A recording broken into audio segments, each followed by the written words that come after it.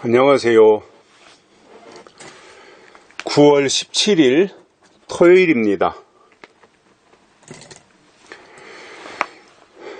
한 주간이 또 이렇게 끝나가고요. 이제 9월 중순도 중반을 넘어섰습니다. 태풍 소식이 있는데 좀 잘 넘어갔으면 좋겠네요. 12호, 13호 계속 이어진다고 하니까. 오늘 말씀은 요한복음 1장 40절에서 42절입니다. 요한의 말을 듣고 예수를 쫓는 두 사람 중에 하나는 시몬 베드로의 형제 안드레라.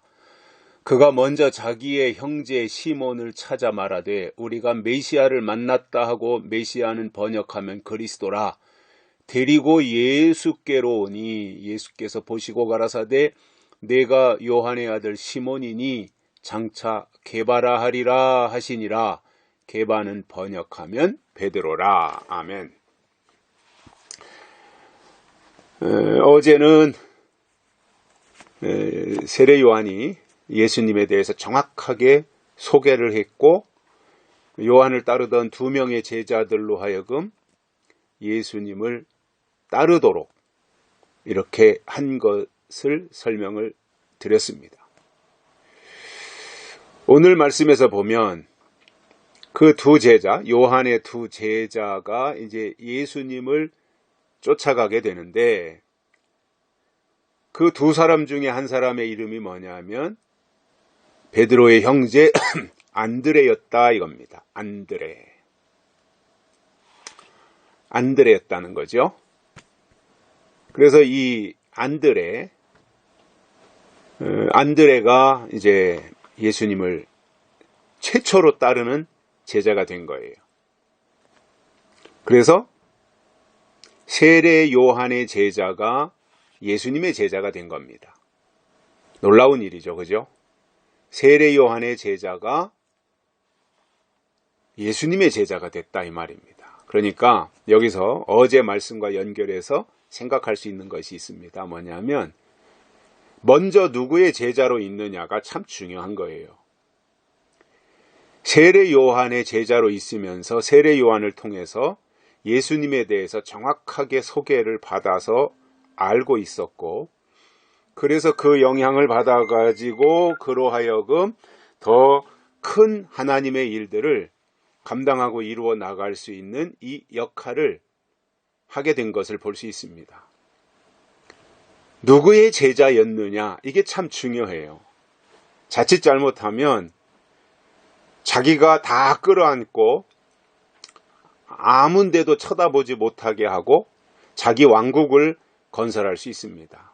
그런 오류를 범할 수 있습니다.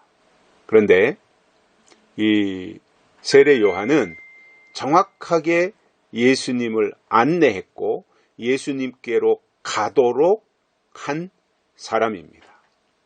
그래서 요한의 제자가 예수님의 제자가 되는 거예요. 멋있죠, 그죠? 저는 요한 참 멋있다고 생각을 합니다. 그래서 예수님의 제자가 되는데 안드레가 근데 안드레는 예수님을 만난 이후에 가장 먼저 어떤 일을 하느냐 하면 시몬을 찾아갑니다. 시몬, 자기 형제지요. 안드레의 형제 시몬을 찾아가요. 그리고는 내가 메시아를 만났다 이렇게 소개를 합니다. 그러니까 정말 메시아를 만난 사람은 가만히 있을 수 없어서 달려가서 누군가에게 내가 만난 예수를 설명하게 되는데 그 첫 번째 대상이 누구였냐면 형제 베드로였다는 것입니다. 가장 가까운 사람이잖아요. 사실상 좋은 거를 소유하면 가까운 사람에게 알려주고 싶은 거고 보여주고 싶은 거잖아요. 정말 내가 좋은 것을 발견했다면 마찬가지로 그 일을 안드레가 한 거예요. 그래서 내가 만난 예수를 자기 형제 베드로에게 달려가서 안내하고 설명하고 베드로로 하여금 함께 예수를 따라갈 수 있도록 하는 그 일을 하게 되는 겁니다. 그래서 안드레가 형제 베드로를 데리고 예수님에게 나왔어요. 그러니까 예수님이 딱 베드로를 쳐다보더니 하시는 말씀이 내가 요한의 아들 시몬이구나. 그때는 이제 요한이라는 이름이 흔한 지역이었나 봐요. 옛날에 우리나라에 뭐 영수, 철수 이런 이름이 흔했듯이 요한의 이름이 흔했는데 내가 요한의 아들 시몬이구나. 예수님이 보자마자 베드로를 보자마자 네 아버지가 요한이고 너는 그의 아들 시몬이구나. 이렇게 말씀을 하신 거예요. 얼마나 깜짝 놀랐겠습니까? 아니 처음 보는 사람인데 어떻게 나를 알지? 어떻게 내 아버지를 알지? 이렇게 깜짝 놀랐겠지요, 베드로가. 그랬더니 이제 예수님이 이어서 하시는 말씀이 너는 지금은 이름이 시몬이지만 앞으로 너 이름을 게바라 해라. 게바. 시몬이 아니라 이제는 내가 게바라고 불러라. 그 게바가 뭐냐면 게바라는 이름을 번역해 보니 베드로라 이겁니다. 베드로. 그래서 베드로라는 이름은 예수님이 지어준 이름이에요.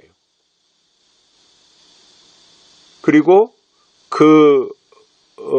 안드레와 베드로가 형제간인데 그 형제가 예수님을 쫓는 가장 앞장선 사람들이었다라는 거죠. 그래서 그 일을 베드로와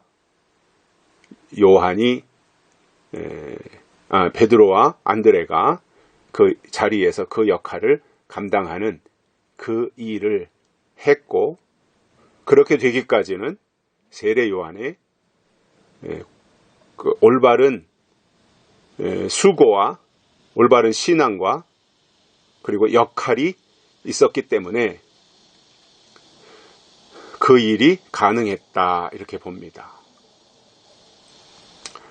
우리가 신앙생활하는 입장에서 교회를 통해서 신앙생활하고 목회자들을 통해서 설교자들을 통해서 하나님에 대한 소개를 받고 신앙을 이어가고 있는데 자칫 잘못하면 교회에 예속되고 목사에게 사로잡히는, 그래서 예수를 보지 못하는 이 상태가 될 수도 있습니다. 그래서 오늘 이 시대의 목회자 또는 설교자들은 세례 요한 같은 마음가짐을 가지고 해야 되고, 또 거기서 신앙생활 하시는 분들은 안드레와 같은 그러한 자세를 가지고 신앙생활 하는 것이 맞겠다 이렇게 생각을 해봅니다. 여기까지 하겠습니다. 감사합니다.